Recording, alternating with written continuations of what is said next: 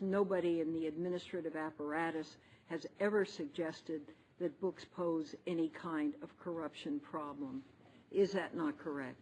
Yes, that's exactly right, Senator Feinstein. So that it's clear to me that the campaign finance laws invalidated by the Supreme Court in Citizens United were intended to prevent corporations from spending limitless dollars to elect candidates to do their bidding, not to prevent authors from publishing their books.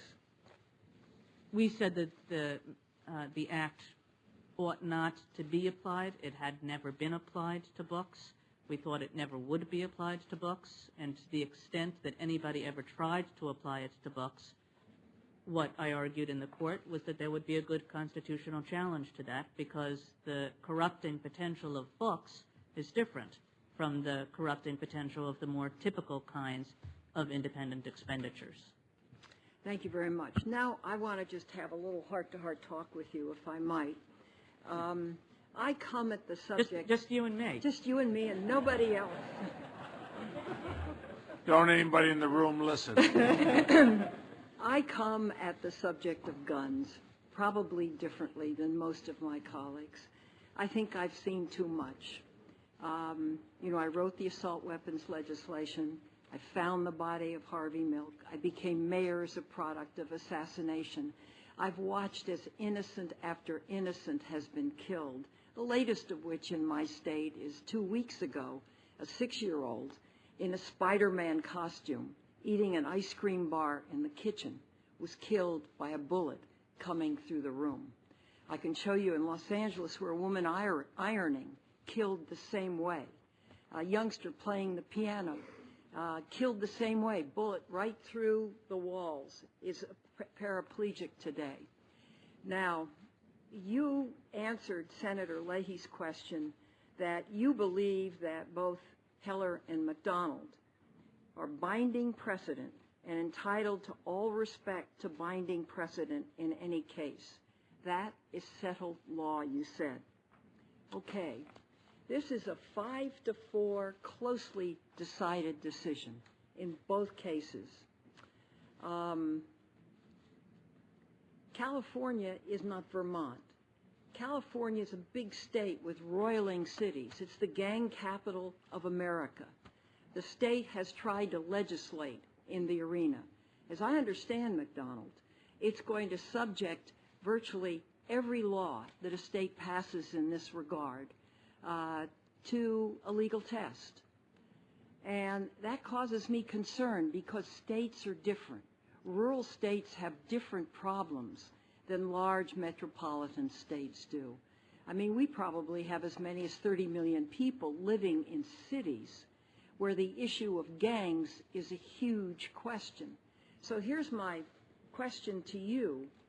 Why is a 5-4 decision in 2 quick cases, why does it throw out literally decades of precedent in the Heller case in your mind? Why do these 2 cases become settled law? Senator Feinstein, because the court decided them as they did. And once the court has decided a case, it is binding precedent. Now, there are various reasons for why you might overturn a precedent. If the precedent proves unworkable over time, or if the doctrinal foundations of the precedent are eroded, or if the factual circumstances that were critical to why the precedent, to the original decision, if those change. But unless one can sort of point to one of those reasons for reversing a precedent, the operating presumption of our legal system is that a judge respects precedent. And I think that that's an enormously important principle of the legal system, that one defers to prior justices or prior judges who have decided something, and that it's not enough, even if you think something is wrong, to say, oh, well, that decision was wrong, they got it wrong. That the whole idea of precedent is that's not enough to say that a precedent is wrong. You assume that it's right and that it's valid going forward. Okay, let's go to the 1973 case of Roe v. Wade. the 1992 case of Planned Parenthood versus Casey, the 2000 case of Stenberg v. Carhart. In those cases, the Supreme Court's clearly stated, and I quote, "Subject to viability, the state, in promoting its interest in the potentiality of human life, may, if it chooses, regulate and even prescribe abortion, except where it is necessary, in appropriate medical judgment for the preservation of the life or health of the mother." That's 30 years of case law. But in the 2007 case of Carhart v. Gonzalez, the court issued a 5-4 decision upholding a statute that did not contain an exception to protect the health of the mother for the first time since Roe was passed in 1973. So let me ask you clearly. In a memo that you wrote in 1997, you advised President Clinton to support 2 amendments to a late-stage abortion bill to ensure that the health of the mother would be protected. Here's the question. Do you believe the Constitution requires that the health of the mother be protected in any statute restricting access to abortion? Senator Feinstein, I do think that the continuing holding of Roe and Doe versus Bolton is that women's life and women's health have to be protected in abortion regulation. Now, the Gonzalez case said that with respect to a particular procedure, there was that the statute Congress passed, which passed a statute without a health exception and with only a life exception, was appropriate because of the large degree of medical uncertainty involved. Because of the procedure. Because of the procedure. Mm-hmm. But with respect to abortion generally, putting that procedure aside, I think that the continuing holdings of the court are that the woman's life and that the woman's health must be protected in any abortion regulation. Thank you very much. Let me move on to executive power, if I might.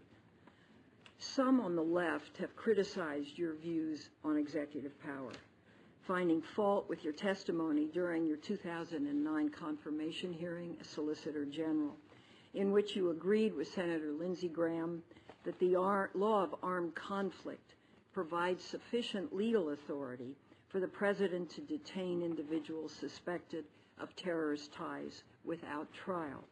You also agreed that the courts have a role in determining whether a particular detention is lawful, and that substantive due process is required before an individual may be detained. You agreed during the aforementioned hearing that an individual suspected of financing al-Qaeda in the Philippines was, quote, part of the battlefield, end quote, for the purpose of capture and detention. Could you elaborate on the scope of the President's authority to detain individuals under the law of armed conflict? Senator Feinstein, the conversation that Senator Graham and I had, and I believed in that same hearing you asked a similar question, starts with the Hamdi case, where the Supreme Court said that the AUMF, the Authorization for the Use of Military Force, which is the statute that applies to our conflict with Iraq and Afghanistan, that the AUMF includes detention authority. And Hamdi said that the law of war typically grants such authority in a wartime situation, and interpreted the AUMF consistent with that law of war understanding.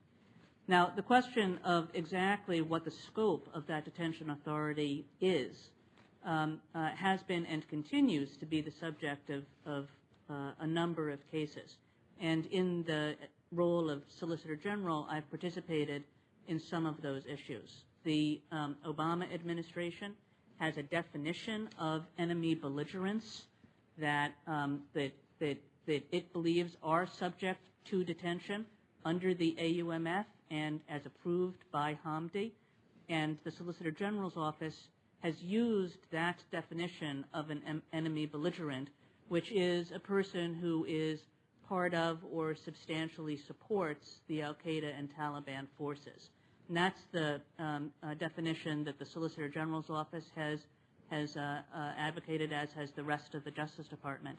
Now, there are a number of uncertain questions in this area that almost surely will come before the Supreme Court. Questions about whether the scope of the definition that the Obama administration has been using is appropriate, whether it's too broad, whether it's too narrow, where the battlefield is, what counts as, do you have to be a member of a fighting force, or is it sufficient that you support the fighting force? And if so, what kind of support might give rise to detention? So all of those questions are, I think, questions that might come before the court in the future. The Obama administration has taken views as to some of them, not all of them, in cases that have been litigated over the past couple of years. But there are certainly quite a number of questions that will come before the court about the exact scope of detention authority.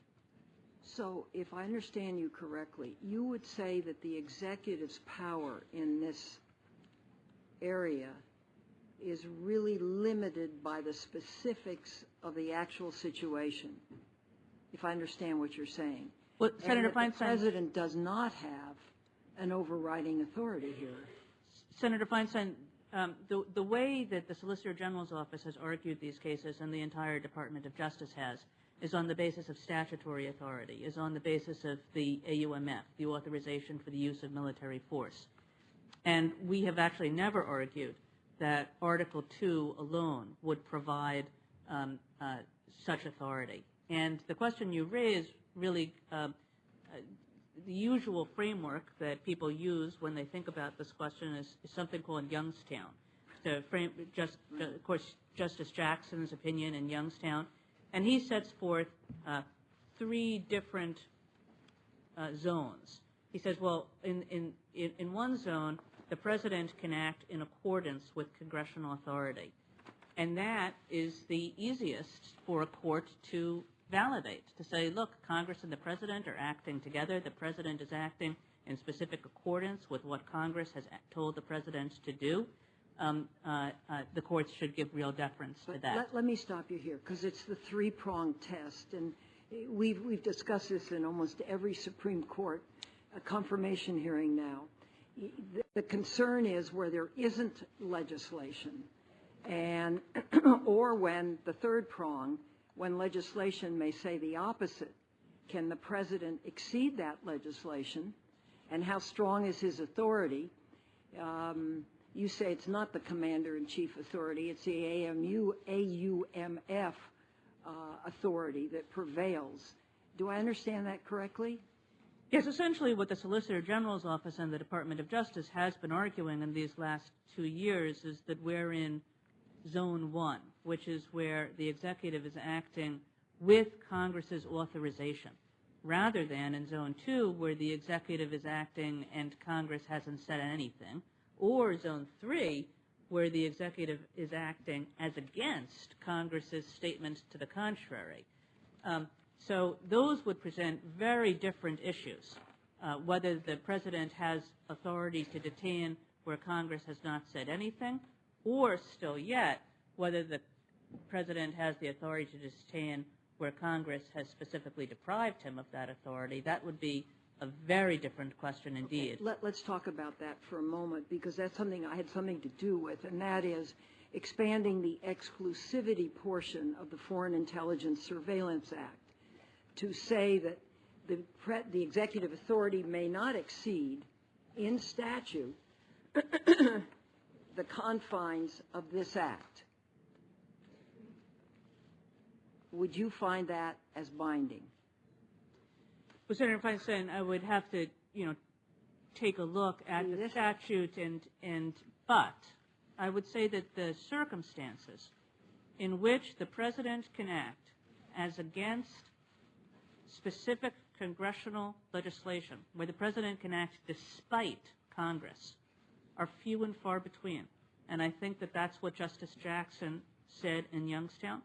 And I think that that's what mostly the court has agreed with, few and far between. Now, are they non-existent? Well, suppose Congress said something like, we're going to take away the president's pardon power, a power that's specifically committed to the president by Article 2. I think that that would be a hard case. I think the court might say, well, notwithstanding that Congress tried to do that, Congress can't do that. The president has that power, and it doesn't matter what Congress says about the matter. But those are very few and far between. For the most part, the presumption is that the president, if told by Congress that he can't do something, can't do something. Okay, let me ask this. Does the president, in your view, have the authority to detain American citizens without criminal trial if they are suspected of conspiring to aid terrorists, of participating in acts of terrorism? Now, does your answer then depend on whether the individual is arrested in the United States or abroad? Because there's... Well, Senator Feinstein, this will, I think, very much be a case that may come before the court, is the question of how detention authority, whether detention authority exists with respect to people who are apprehended in the United States. The court has not addressed that question so far. The court has addressed in Hamdi only a person who was actually captured on the battlefield.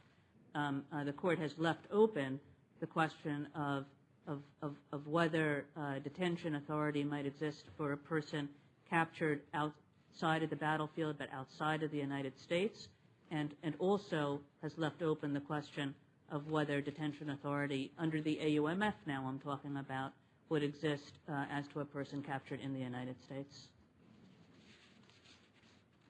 There is a Fourth Circuit decision on that subject. It's the Almari case, where the court was very closely divided, where a slim majority of the court stated that that there was detention authority under the AUMF to detain a person in military custody captured in the United States. That case was on its way to the Supreme Court, but never got there. It was mooted out because the person was transferred into civilian custody, into the regular criminal justice system. So that case did not come before the court in Almari, but it's very much a live possibility. Right, and we have just had a case. It came by a district court judge in California as of March 31st of this year, the Al Haramain case, and Senator Specter and I have discussed this. I mean, it's my understanding that what the judge did here was find the terrorist surveillance program illegal and essentially say that the plaintiff was entitled to damages from the government. So I guess the question might be whether that case goes up to the Supreme Court or not. But clearly, the judge here dealt with something that was outside of the scope of law, which was the terrorist surveillance program, and made a finding that it was, in fact, illegal. I believe that is what the judge said in that case, and that case is still pending, of course, and might come before the court. I think that the appropriate analysis to use with respect to that case or many others in this area would be the Youngstown analysis, which makes very important what Congress has done.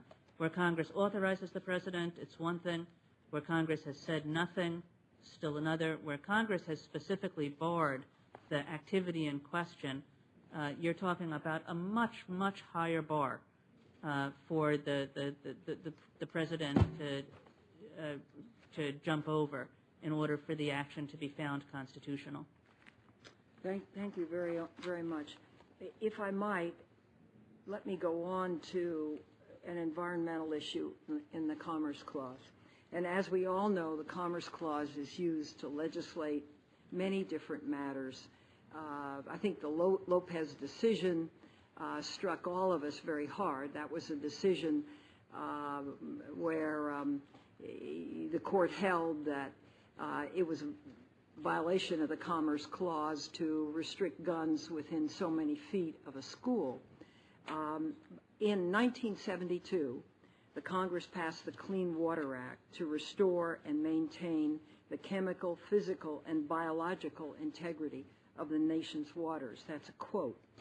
The act prohibited the discharge of any pollutant into navigable waters without a permit issued by the Army Corps of Engineers or the EPA. And for over 30 years, the courts and Congress gave these entities broad discretion to regulate water supply. In a 5-4 ruling in 2006, the court reversed course and said that the Army Corps had exceeded statutory authority in limiting pollutants in certain wetlands.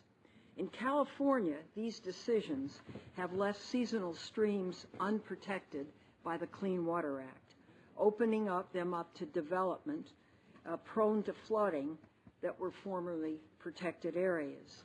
Further, the ambiguity left by the court's decision has left EPA and the Army Corps with little clarity on the bounds of their jurisdiction under the Act, leading to agency expenditures on establishing and defending their jurisdiction rather than on enforcement. Here's the question. When do you believe it is appropriate for a court to overturn the reasoned decision of a federal agency that action is needed pursuant to a statute? Well, Senator Feinstein, I don't know the case that you mentioned at all. But I think what the typical approach of a court, obviously when it interprets a statute, and this is very important, is to figure out what Congress meant when it enacted that statute. That the court acts outside its proper boundary in trying to impose its own meaning on a statute or to improve on the meaning that Congress gave to the statute. Instead, the legislative power is Congress's, and what the court is supposed to do is to figure out what Congress meant. Now, sometimes that's not so easy, because sometimes language is imprecise, new circumstances develop, it's unclear how Congress intended for a statute to apply, or sometimes Congress is even just, they make a mistake, they're careless, whatever. Sometimes you do that, right? But so sometimes there's some lack of clarity, some ambiguity in a statute, and there the appropriate course, the course that the court has chosen, and I've written about this in my scholarly work, is to give deference to the agency. And the idea of the law in this area, it's called the Chevron doctrine. The idea of the law is that Congress, in enacting a statute and in giving authority to the agency to implement that statute, has impliedly delegated power to the agency to clarify any ambiguities that might arise in that statute, and that it's more appropriate for an agency to clarify those ambiguities than it is for a court to do so. And that's why Chevron says the courts are to give deference to the agency. And I have written about this a good deal. My field is administrative law, and I've written about the Chevron doctrine. It's an important doctrine for the reason I just said, that when there are ambiguities in a statute, when it's unclear how a statute should apply to a particular kind of administrative action, one possibility is that the court gets to decide that. The other possibility is that the administrative agency gets to decide that. The court says in Chevron, it's better for the agency to do so because the agency has more competence in the area, it has more expertise in the area, because the agency has some political accountability, which courts do not have, and also because we think that Congress would have made that choice, that Congress would have wanted the entity with political accountability and with expertise to make the decision rather than the courts. And in that sense, Chevron is actually a great example of courts saying that the court's own role should be limited. It should be limited there. It's with respect to an administrative agency that really has expertise and that has political accountability. Thank you. That's very helpful. Let me ask a quick question in my remaining time on standing. With many environmental statutes, such as the Clean Water Act, the Endangered Species Act, the Clean Air Act, Congress has included provisions permitting citizens or citizen groups to bring lawsuits to redress violations of the law. When regulatory agencies fail to do their jobs for any reason, be it incompetence, corruption, political interference, lack of resources, citizen suits provide a means for private citizens to step forward and ensure that our nation's environmental protections are not ignored. In a series of cases, it's been argued, however, that citizens do not have constitutional standing to bring these cases because they cannot prove that they have been personally and concretely harmed by global warming, the pollution of waterways, or the depletion of species. So here's the question. Do you believe it's possible for citizens to demonstrate that environmental harms have injured them for constitutional purposes? Senator Feinstein, the answer is yes, much depending on what Congress does. So let me step back for a minute. Article 3 has what's called a case of controversy requirement, and this is a very important aspect of the judicial system. It's really one of the things that keep judges judging and not doing anything else, which is that they can only decide concrete cases or controversies. They can't make pronouncements on issues, legal or otherwise. They can't issue advisory opinions. They can only decide cases or controversies. And one important aspect of what it means to be a case or controversy is that a person have standing to bring that case. And there are usually considered to be 3 requirements for that standing. First, a person has to have suffered an injury. Second, the person has to show that that injury was caused by the action that she's complaining about. And third, the person has to show that the relief that the person is seeking from the court will actually redress the injury. And all of those are important. They're all actually constitutional requirements. Now, that injury can be of many different kinds. It can be economic injury, but it can also be a kind of injury that you get when the environment is degraded and you can't use the parks in the way you would have wanted to use the parks. Like asthma in LA from ozone. The injury can be of a kind like that, certainly.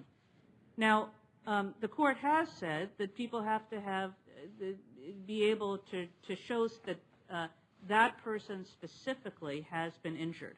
And there's some sort of specificity and concreteness requirement that the court has used in the standing question.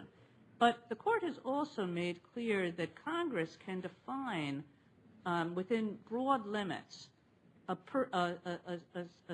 set of people who Congress believes is injured by a particular practice such that they can bring suit. So the standing question is one that I think is not entirely, but to a great extent within Congress's control. That Congress can say, look, there are some set of people, and it gets to define those people as at once who are injured by some kind of action and who should have an entitlement to go to court to redress that action.